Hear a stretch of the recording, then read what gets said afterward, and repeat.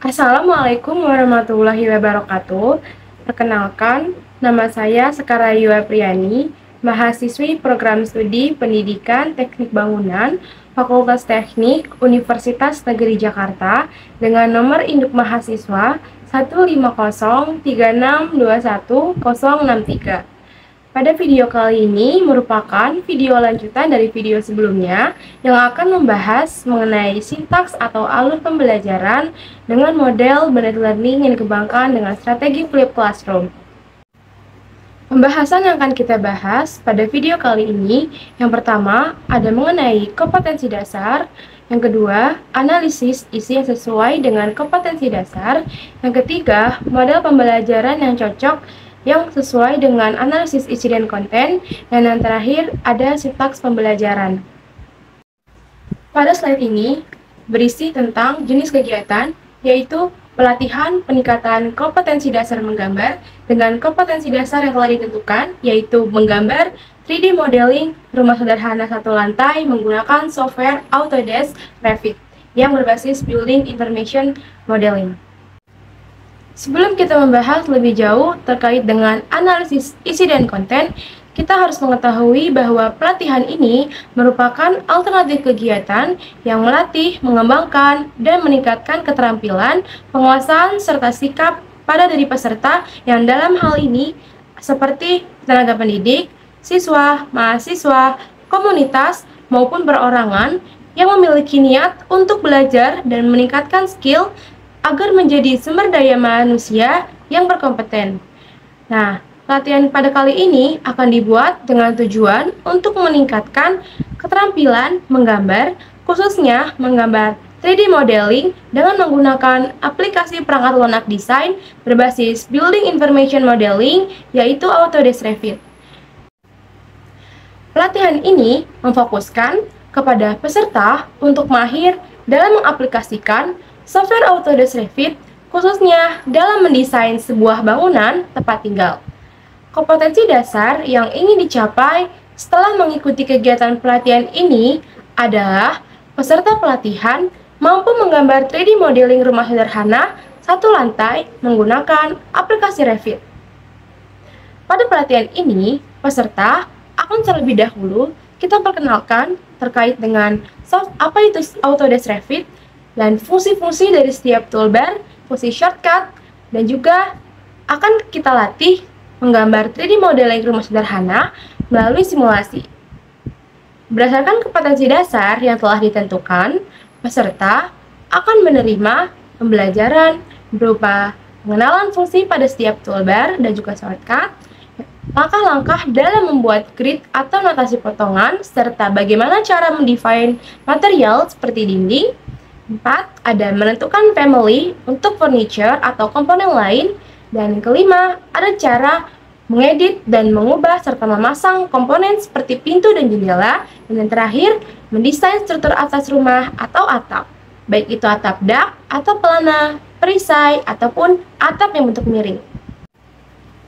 Berdasarkan analisis isi dan konten pada pelatihan, model atau pola pembelajaran yang cocok untuk digunakan ialah blended learning yang dikembangkan dengan strategi flipped classroom atau kelas terbalik. Jangan salah sangka bahwa kelas terbalik ini proses pembelajarannya kelasnya harus terbalik. Namun, konsep yang benar terkait dengan flipped classroom ini adalah model pembelajaran yang meminimalkan pembelajaran langsung dari pendidik dan lebih mengoptimalkan pengajaran tidak langsung dengan adanya dukungan materi pembelajaran yang dapat diakses oleh pelajar secara daring dengan mengakses internet. Jadi, pada model flipped classroom ini, situasi pembelajaran yang seharusnya dilakukan itu dibalik, jadi tidak seperti pembelajaran konvensional. Karena pada kegiatan pembelajaran ini yang biasanya dilakukan di kelas, dilakukan di rumah, dan begitupun sebaliknya, kegiatan yang seharusnya dikerjakan di rumah, dilaksanakan di kelas. Flipped classroom ini merupakan salah satu model pembelajaran yang inovatif di abad ke-21. Karena dalam kegiatan pembelajarannya, model flipped classroom mengintegrasikan kecanggihan teknologi, yang semana sejalan dengan pernyataan yang disampaikan oleh Wolf dan Ken, yaitu teknologi has not only changed the modern way of life, but also teaching and learning culture.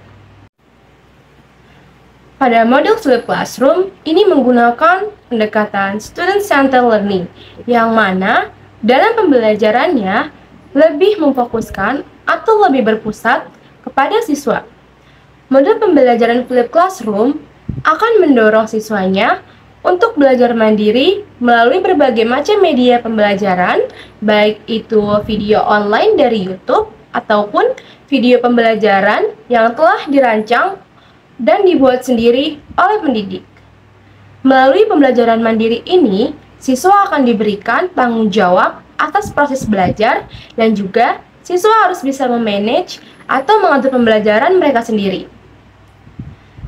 Dengan begitu, pembelajaran secara mandiri akan meningkatkan efektivitas pembelajaran. Selain itu, dengan ini juga akan meningkatkan kemandirian siswa dan meningkatkan kreativitas dari pendidik.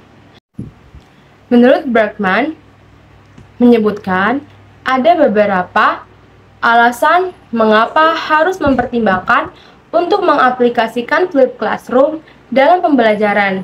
Yang pertama, di era kecanggihan teknologi saat ini, siswa tumbuh dengan adanya akses internet yang mudah, sehingga kita perlu mengajarkan kepada anak didik bagaimana caranya memanfaatkan teknologi untuk belajar. Jadi, kecanggihan teknologi saat ini tidak hanya digunakan untuk bermain games, tapi juga akan menghasilkan dampak positif, terutama dalam pembelajaran. Yang kedua, flipping help struggling student, karena flipped classroom dapat membantu kesulitan yang dialami semua murid dalam belajar. Yang ketiga, flipping helps of all abilities to excel. Mengapa? Karena seluruh materi atau bahan ajar telah dibuat dan dirancang oleh pendidik lalu direkam, sehingga siswa dapat mengulanginya dengan berulang kali. Jadi, dapat membantu siswa dalam memahami materi dengan mudah. Karena kita ketahui bahwa tingkat pemahaman dari setiap peserta didik itu berbeda-beda. Ada yang cepat dalam memahami sebuah materi baru, dan ada juga yang lambat dalam memahaminya. Yang keempat, flipped classroom dapat meningkatkan interaksi dengan siswa antar siswa lainnya karena peran guru hanya sebagai fasilitator, sehingga dapat mengembangkan sikap kolaboratifnya untuk belajar dengan satu sama lain. Menurut sebuah penelitian yang dilakukan oleh Purwita di tahun 2020, model flipped classroom menjadi solusi dari permasalahan belajar di era digital seperti saat ini. Mengingat bahwa model ini menawarkan alternatif sumber belajar bagi siswanya di luar bahan yang telah diberikan pendidik melalui penggunaan teknologi informasi dan komunikasi untuk mensupport kekurangan pembelajaran tradisional. Yang kedua, jaringan internet saat ini sudah banyak dan menjadi hal yang lumrah, bahkan internet saat ini sudah ada di pelosok-pelosok sekalipun. Serta saat ini siswa sudah banyak yang bisa mengoperasikan laptop ataupun mobile phone untuk menunjang kegiatan pembelajaran. Setelah kita membahas tentang kompetensi dasar dan juga sudah menganalisis isi dan konten sesuai dengan kompetensi dasar, serta juga kita sudah menentukan model pembelajaran yang cocok, sekarang kita akan membahas mengenai sintaks atau alur kegiatan pembelajaran flipped classroom. Menurut teori Bishop dan juga Verleger, ada beberapa fase dalam model pembelajaran flipped classroom. Yang pertama, fase kosong atau fase 0 pembelajaran mandiri oleh siswa. Kegiatan ini berupa siswa melaksanakan pembelajaran secara mandiri melalui materi ataupun bahan ajar yang telah diberikan oleh pendidik. Jadi, di sini pendidik sudah mengunggah atau memberikan materi pembelajaran yang sudah dia rancang untuk dibelajarkan oleh siswa di pertemuan selanjutnya. Kegiatan ini merupakan kegiatan yang dilakukan di rumah. Fase 1 atau kegiatan belajar di kelas seperti diskusi dan kuis. Kegiatannya, pembelajaran di kelas, pendidik memberikan waktu kepada siswanya untuk berdiskusi terhadap kesulitan terhadap pemahaman materi selama siswa belajar mandiri di rumah. Dan juga, setelah melakukan diskusi, guru dapat memberikan sebuah kuis ataupun tugas yang berkaitan dengan materi yang telah ditonton atau dibaca. Fase 2. Menerapkan pemahaman siswa pada praklas dalam bentuk simulasi atau proyek. Kegiatannya, guru dapat memberikan proyek, misalkan seperti lembar kerja siswa, ataupun guru contohnya pada pelatihan, di sini antara pelatih dan juga pesertanya dapat melakukan simulasi secara langsung terkait dengan materi yang telah dipelajarinya. Fase 3. Mengukur pemahaman siswa yang dilakukan di kelas pada akhir materi.